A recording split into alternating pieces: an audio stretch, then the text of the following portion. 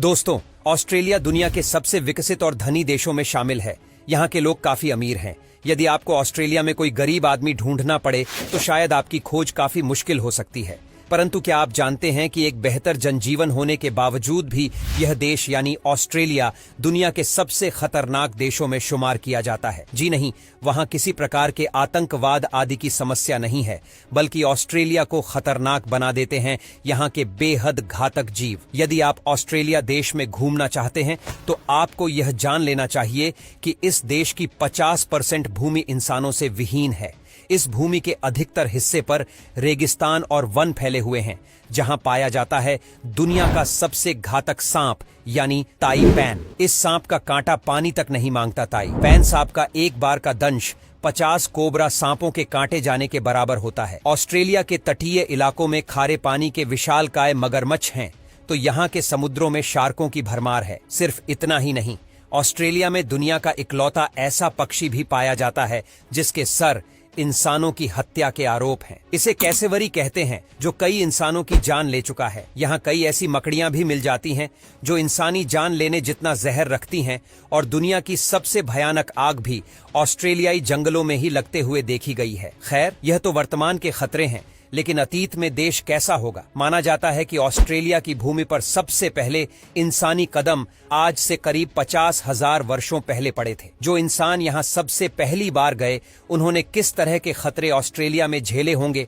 आज की वीडियो इसी बारे में है। तो चलिए वीडियो को आगे बढ़ाते हैं। परंतु यदि आप पहली बार इस चैनल पर आए हैं तो बिना देरी किए चैनल को सब्सक्राइब करना बिल्कुल भी मत भूलिएगा। नंबर 1, क्वीन काना। दोस्तों, क्वीन काना को आप स्थलीय मगरमच्छ भी कह सकते हैं, क्योंकि अन्य मगरमच्छों की भांति क्वीन काना पानी में नहीं पड़ा रहता, बल्कि मगरमच्छ घोड़े की भांति दौड़ लगाने में सक्षम था। क्वीन काना 40,000 वर्षों पहले ऑस्ट्रेलियाई सरजमीन से विलुप्त हुआ है। इसका मतलब है कि जब पहली बार इंसान ऑस्ट्रेलिया पहुंचे तो उनका सामना निश्चित रूप से क्वीन काना नामक मगरमच्छ से हुआ होगा। क्वीन काना के जीवाश्मों से पता चलता है कि इस मगरमच्छ की टांगें लंबी और मजबूत रही होगी, जिनके दम पर ये उछलते हुए कम से कम 30 किलोमीटर प्रति घंटे की रफ्तार से दौड़ लगा लेता होगा। हाल ही में कुछ जीवाश्मों से यह भी पता चला है कि क्वीन काना के पास पंजे नहीं, बल्कि गाय और भैंसों की भांति खुर होते थे, जिस आधार पर कुछ जानकार यह मानते हैं कि इस मगरमच्छ की गति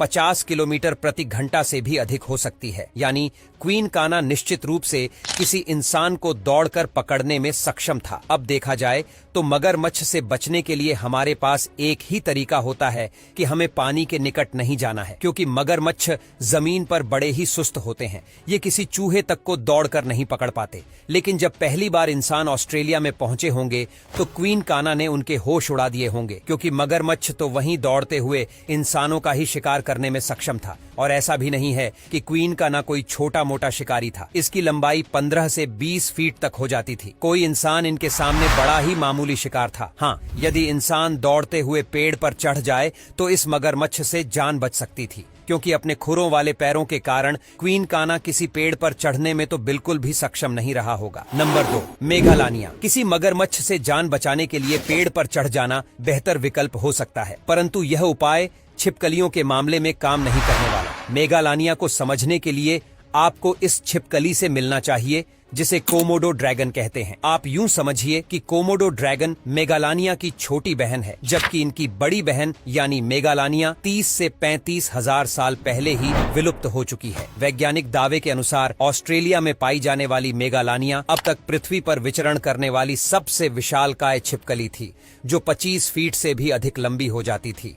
ये छिपकलियां बड़े बड़े झुंड बनाकर रहती थीं, और इनके झुंड के करीब यदि कोई इंसान गलती से भी गया होगा तो उस इंसान का एक भी अंश नहीं बचा होगा। मेघालानिया छिपकली के पंजे काफी चौड़े और इनके नाखून बिल्लियों जैसे थे, जिससे पता चलता है कि ये बड़ी ही आसानी से पेड़ों पर चढ़ जाने में भी सक्षम होगी। वैसे बड़े आकार के मेघालानिया का वजन 2000 किलोग्राम तक हो जाता था। अब जाहिर है कि हिप्पोपोटामस जितनी भारी छिपकली पेड़ पर नहीं चढ़ पाती होगी। शायद कम उम्र की मेघालानिया ही पेड़ों पर निवास करती होगी। वर्तमान कोमोडो ड्रैगन के मामले में भी ऐसा ही है। जब ये कोमोडो छिपकली छोटी उम्र की होती है तो दौड़कर पेड़ पर चढ़ जाती है, परंतु बड़ी और भारी होने के बाद ये ऐसा नहीं कर पाती। मेघालानिया की खोपड़ी काफी चौड़ी है, इसलिए कुछ वैज्ञानिक यह भी मानते हैं कि इस बात की संभावना काफी अधिक है कि इस छिपकली के पास सांपों की भांति विष ग्रंथि और विषदंत भी होते होंगे। अब जरा सोचे कि 25 फीट लंबी छिपकली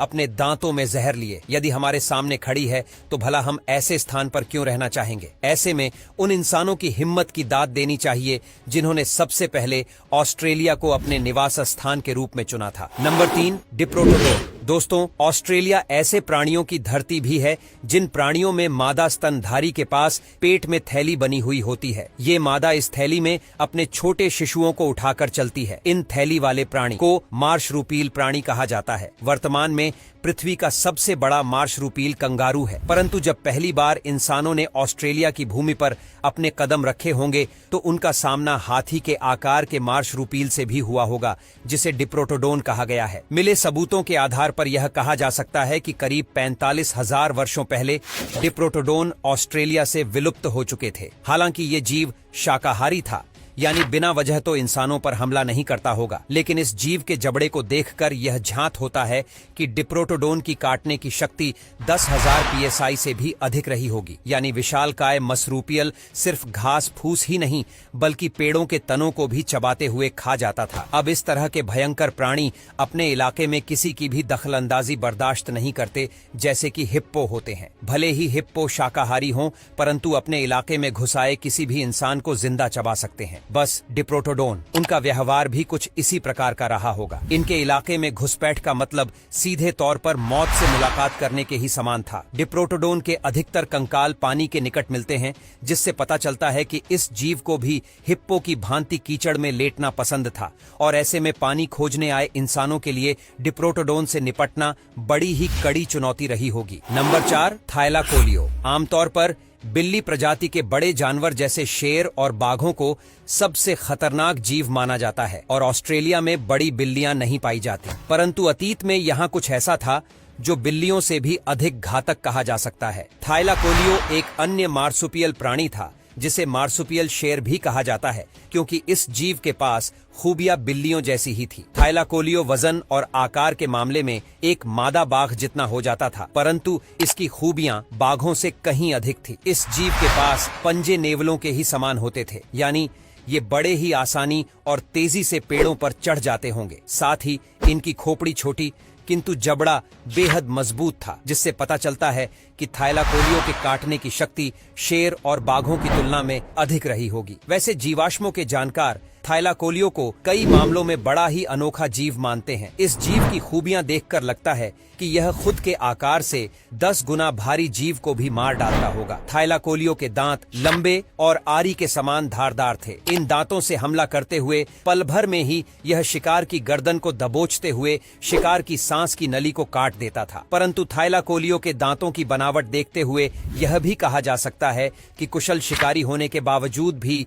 यह जीव पेड़ों की पत्तियां, फल और टहनियां आदि खाकर भी अपना गुजारा करने में सक्षम होगा। थाइलाकोलियो का जबड़ा लंबा फैला हुआ था और इसके जबड़ों में छपटे एवं चौड़े दांतों की संख्या काफी अधिक थी। अमूमन ऐसा जबड़ा मजबूत टहनियां खाने वाले जीवों के पास ही होता है। वैसे एक मजबूत जबड़ा होने के कारण थाइलाकोलियो के सर में मस्तिष्क के लिए काफी छोटा स्थान ही बचा था, जिस कारण वैज्ञानिक अंदाजा लगाते हैं कि थाइलाकोलियो काफी कम बुद्धिमान जीव रहा होगा। यह जीव ऑस्ट्रेलिया से करीब 45 से 50,000 वर्षों पहले ही विलुप्त हो गया था। नंबर 5, गेनियोर्नस। हम जानते हैं कि पृथ्वी का सबसे बड़ा पक्षी है शुतुरमुर्ग, लेकिन ऐसा सिर्फ 50,000 सालों से ही है। उससे पहले तक ऑस्ट्रेलिया में शुतुरमुर्ग से कहीं अधिक बड़ा और घातक पक्षी निवास करता था, जिसे गेनियोर्नस नाम दिया गया है। यह पक्षी बड़े ही आराम से 250 किलोग्राम तक भारी हो जाता था। हालांकि कुछ हद तक संभावना इस बात की है कि गेनियोर्नस मांस भक्षण नहीं करते थे,